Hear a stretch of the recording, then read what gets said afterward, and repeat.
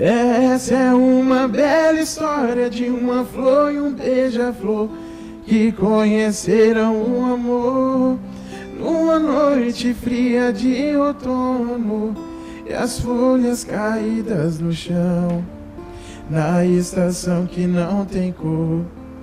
E a flor conhece o beija-flor e ele lhe apresenta o amor e diz que o frio é uma fase ruim, que ela era a flor mais linda do jardim e a única que suportou.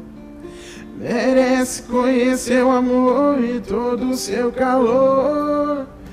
Ai, que saudades de um beija-flor que me beijou, depois voou pra longe demais, pra longe de nós. Saudades de um beija-flor, lembranças de um antigo amor. E o dia amanheceu tão lindo, eu dormi e acordo sorrindo.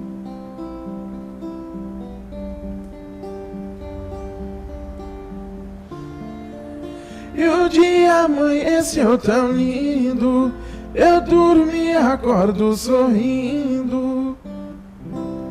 Obrigada, Rafael. Estamos de volta e o assunto de hoje é justiça com as próprias mãos. O pastor Haroldo tem uma história para contar pra gente. Eu gostaria de endossar aquilo que eu estava conversando com vocês.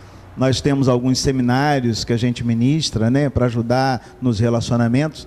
E em certo seminário que nós fizemos, um rapaz, no término, entrou na minha sala e falou assim comigo: pastor, hoje eu entendi que eu não preciso me autoproteger. Daquilo que você estava falando, do Estado não estar dando apoio, né?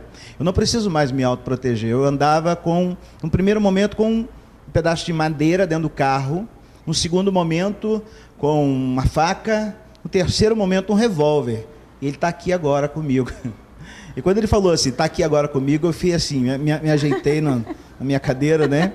Pensei, o que será agora, em segundos, né? E aí ele falou assim, e eu quero abrir mão dessa arma a partir de hoje, porque eu entendo que hoje, como cristão, eu não preciso mais me autodefender. Eu entendi pela palavra de Deus que eu tenho proteção e que eu não preciso fazer mais justiça com as minhas mãos. Gente, ele colocou uma arma enorme em cima da minha mesa, com 8 munições, né? Imediatamente eu abri minha gaveta, guardei e tranquei. E depois fiz contato com o coronel da polícia, né? E eles foram lá e pegaram a arma. Só para endossar aquilo que eu estava falando, a gente tem conseguido ajudar, mas ainda é muito pouco, né? Nesse marzão de problemas que a gente está vivendo na sociedade. É uma vida de cada vez, né? A gente levantou uma questão nos blocos anteriores, contando aquele caso do homem que assaltou um senhor e que foi tatuado na testa. E dentro disso, outra questão foi levantada, que foi a questão das mídias sociais, do fato de tudo isso ganhar uma proporção enorme, porque é publicado no Facebook, é publicado no Instagram, é enviado através do WhatsApp, e aí, quando cai na rede, você falou mais cedo, né? Quando cai na rede, a gente perde o controle. E é exatamente isso. Eu queria levantar essa questão e uma série de outras questões que a gente viu, inclusive na nossa cidade, um rapaz que foi espancado em frente a uma drogaria e que esse vídeo foi publicado, foi enviado no WhatsApp e a partir daí caiu na grande rede e se espalhou. Eu queria saber, Nilvinho, o que leva a gente a enxergar uma situação como essa, algumas barbáries, como a Lucilene falou, filmar e jogar isso numa rede social e publicar isso no WhatsApp e espalhar isso para as pessoas? Como a Simone falou logo no começo, nós temos nossas próprias mazelas. E numa ilusão de que se eu expor a dor do outro, a minha dor existencial de alguma forma vai diminuir, eu cometo esse crime. Quando alguém faz isso, geralmente quem faz isso tem uma estrutura egóica muito fraca. Então é uma pessoa insegura, é uma pessoa que não consegue se expressar corretamente, é uma pessoa que está insatisfeita com a própria vida. E ela imagina de alguma forma que se ela causar o sofrimento alheio, aquela situação que ela tem vai se resolver. Só que isso piora. Por quê? Porque depois de um tempo, pode ser que ela seja realmente uma pessoa ruim e ela não vai sentir culpa. Mas se ela tiver um pingo de decência, a culpa virá. Então, quando essa culpa vem, isso é muito grave. né? O nosso maior tribunal é a nossa consciência. Não é bem o outro, mas eu mesmo. O que eu vou me impor de castigo por um ato que eu fiz? Então nós precisamos... a fraqueza do outro, então, é para esconder a nossa miudeza? Claro, claro. Cada vez que eu considero que aquele outro está sofrendo, eu penso e me sinto melhor do que ele. Isso explica muito esse... As revistas de fofoca não deixam de ser uma violência que está sendo vendida. É a vida do outro que está sendo exposta e a gente consome isso, a gente compra isso, como se fosse a coisa mais normal e comum do mundo. E aí eu concordo muito com o que o pastor Outro falou. Nós temos que mudar essa estrutura na base. Então, como é que a gente faz isso? Pode ser que nós na nossa criação, esse cuidado não aconteceu. Nossos pais não alertaram para isso. Pode ser que nossos pais tenham sido violentos. Ou seja, mas eu não preciso repetir aquilo que eu recebi. Na minha família, eu posso agir de forma diferenciada. Eu posso criar os meus filhos com outros valores.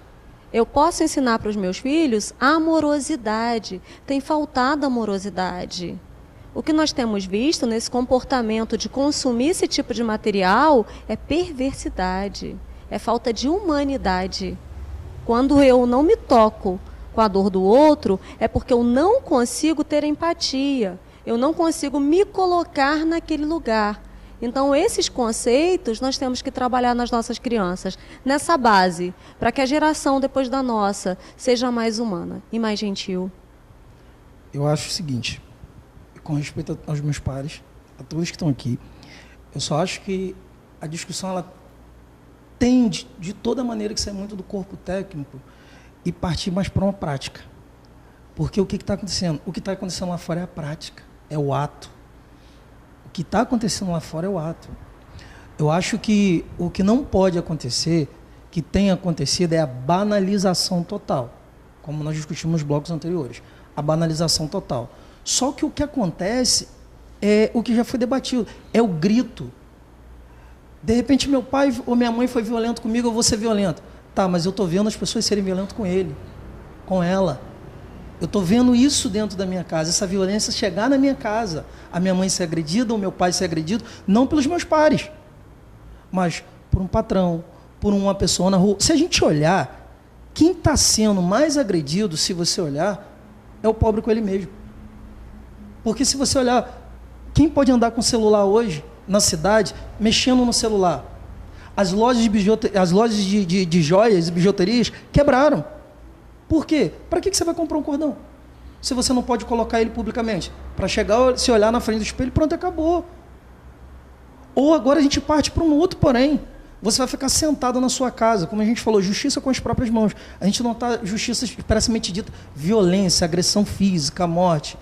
Vamos acordar, essa discussão é bem vasta, por uma certa coisa. O cara adentra a minha casa, me rouba, não furta, ele rouba, agride, deixa um corpo. E em momento nenhum eu posso me defender. Aí entra aquela questão da legítima defesa. Só que aí é um contexto. Porque aí eu tenho que esperar, vítima, tenho que esperar o contexto. Eu, vítima, tenho toda a destruição e toda a carga. Porque hoje, se você mata um esposo, se você mata, por exemplo, se você mata um noivo, você não destruiu uma família, e a família da noiva. Hoje, cada corpo caído no chão representa mais de 10 famílias, se você olhar no contexto. O parente, o padrinho, o amigo. Aí você vê esse mesmo marginal passar na esquina, olhando para sua cara. Sabe por quê? Porque ele foi posto em liberdade. Porque eu tenho um sistema judiciário falho. Hoje você olha, a gente olhar como um contexto todo, o crime não compensa, a agressão que a gente sofre não compensa. Por que eu tenho um político andando solto, depois de ter roubado, extorquido, agredido, massacrado, tirado de mim o direito de ir ao hospital e ter um bom atendimento? Solto, livre. Por que eu tenho aquele que furtou, que matou? Por que eu tenho um médico que comete estupro e mais de 30 mulheres dentro da sua casa sendo cuidado da sua saúde? E eu não tenho um sistema de saúde ao qual eu pago e pago caro, porque nós temos as maiores taxas de impostos do mundo. Eu pago e pago caro, ou seja, eu não tenho algo que eu pago. Então, acho que a gente tem que ampliar mais um pouco. Eu entendo, a gente tem que ter o corpo técnico, que a gente precisa controlar, senão a coisa fica largada. Mas eu acho que a discussão tem que estar aqui, ó, porque está doendo, está na pele. Está doendo no dia a dia eu não poder fazer certas coisas. Está doendo no dia a dia eu não poder andar. Está doendo no dia a dia eu ter que me esconder. Ninguém constrói casa, todo mundo constrói mini prisões. Eu estou me aprisionando. Então, cada vez a gente se aprisiona mais ainda. E se você olhar, quem discute que a gente tem que criar nossos filhos uma sociedade melhor, pega a criança de 5 anos, dá um tablet de presente. Coloca nela informação muito mais rápido do que o pai e a mãe vai conseguir fazer. Exemplos, as mulheres estão sendo agredidas, mas essas mesmas mulheres dançam as mesmas músicas que estão dizendo que elas estão sendo agredidas.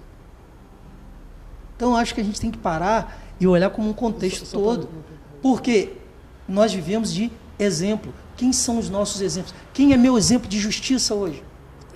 Só para fazer um adendo, fazer um pouquinho de defesa do judiciário, na verdade, até ampliar. Na verdade, o judiciário acaba sendo refém também de um poder do outro, do legislativo. O judiciário só julga conforme as leis que têm em vigor. São situações bem delicadas, é um círculo vicioso até, mas a questão da segurança, que é o exemplo agora que está citando agora, a questão de crime, a morte de um noivo, como afeta a família, não só do noivo, como da noiva também, realmente afeta muitas vidas, e depois a gente vê realmente um criminoso nas ruas.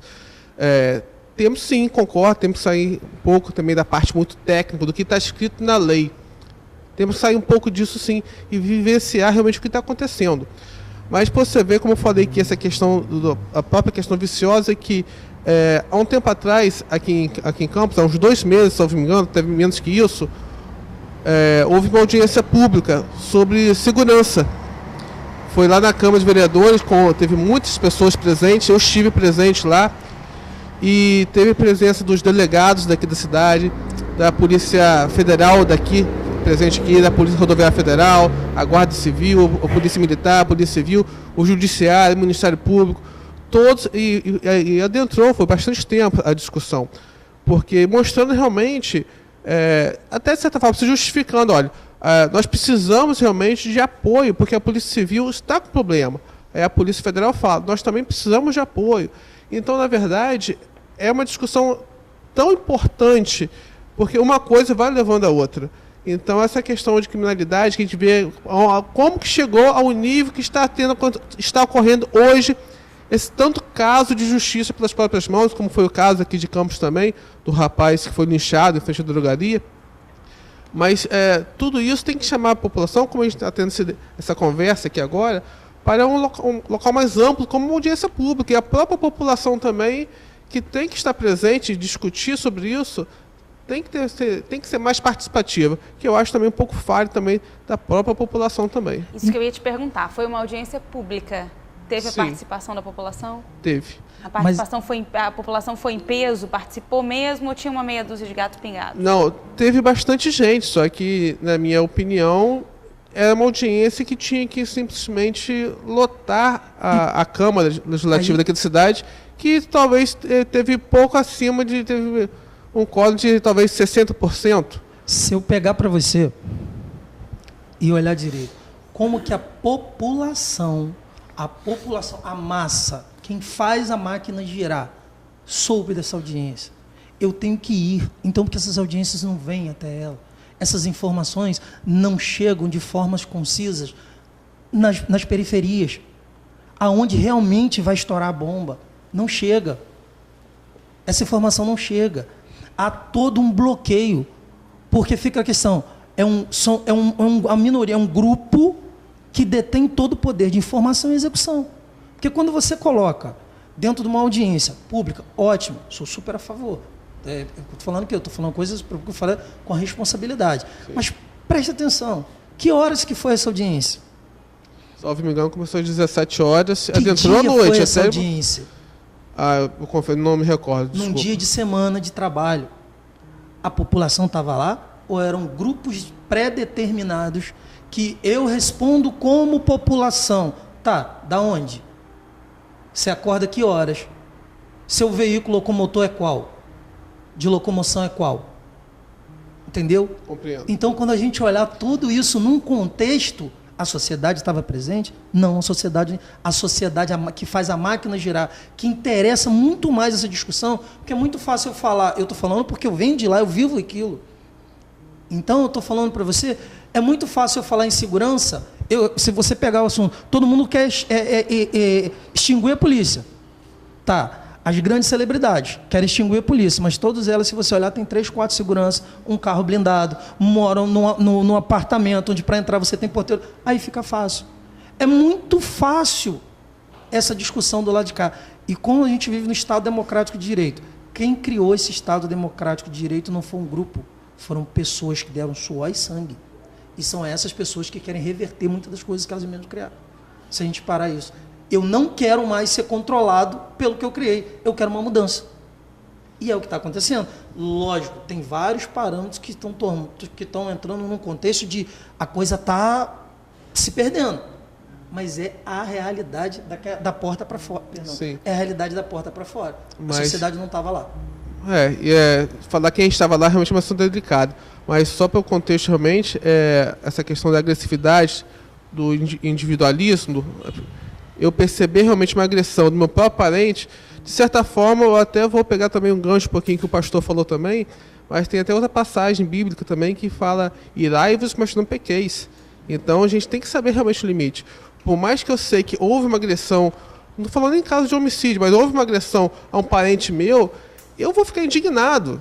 Eu vou olhar realmente a pessoa agressora ali na rua, do outro lado, solto, eu vou ficar indignado. Eu vou ter todas as vontades, como ser humano falho realmente, de cometer talvez o mesmo crime, dependendo pela justiça minha, não a justiça do Estado, eu quero cometer nele uma coisa pior do que ele cometeu. Mas realmente é uma questão do Estado que a gente tem que saber. Que fique bem claro que eu não estou incitando. Não, sim. Não tô. Isso acontece. Eu realmente não entendi isso dessa forma também, não. Vai ficar tranquilo. Dizer o que realmente está acontecendo. Você não quer esperar, você quer dar uma resposta. Eu acabei de perder, está doendo, está machucando. Entendeu? E você muitas vezes não quer encontrar aquele cara num ambiente que é totalmente propício a ele. Se você olhar, se hoje você for em qualquer fórum, em qualquer delegacia, você tende, nem tanto na delegacia, você tende a olhar que esse lugar é dele, aquele lugar deveria me sentir feliz em estar indo lá. Não, eu não me sinto, porque eu já sei que praticamente eu vou perder. Ele vai estar solto, eu vou encontrar amanhã, ele vai cometer outro delito amanhã, outra família, e assim sucessivamente. Então, a sociedade ela já te denomina. Ou você está do lado A ou você está do lado B. Ou você é direita ou você é esquerda. Quem disse? Como foi dito ainda há pouco, eu quero expressar minha opinião, mas sem ser esquerda ou direita. Não. O Brasil está se dividindo. O próprio Brasil, os nossos próprios governantes, em suas esferas, já criaram isso. Ou você é de cá ou você é de cá. Não, eu estou no meio. Eu concordo hora aqui e hora aqui. É minha opinião pessoal. Nem isso é respeitado mais. Até isso soa como agressivo. É o lado A e o lado B, né? Daqui a pouco, então, eu vou levantar uma questão, eu quero saber a respeito do Estatuto do Desarmamento. Quem concorda, quem discorda e levantar um pouco essa questão. A gente vai para o intervalo rapidinho e volta já já, você não sai daí. Despertador tocou, cadê meu amor? Pra me dar o primeiro beijo do dia. Na hora do café, cadê minha mulher? Que os meus desejos de cor sabia. Eu tenho que trabalhar, tá difícil concentrar, fim de tarde é pior. Ao se pôr do sol, ela me esperava com um sorriso estampado na cara. E hoje o dia tá passando, a saudade apertando, e eu sozinho nessa casa. Se essas paredes não falassem, se o travesseiro não contasse todas as noites de amor que eu vivi com você. Se essa cama não gritasse, se esse espelho mostrasse o você aqui pra eu conseguir dormir. Se essas paredes não falassem, se o travesseiro não contasse todas as noites de amor que eu vivi com você. Se essa cama não gritasse, se esse espelho mostrasse o você aqui pra eu conseguir dormir.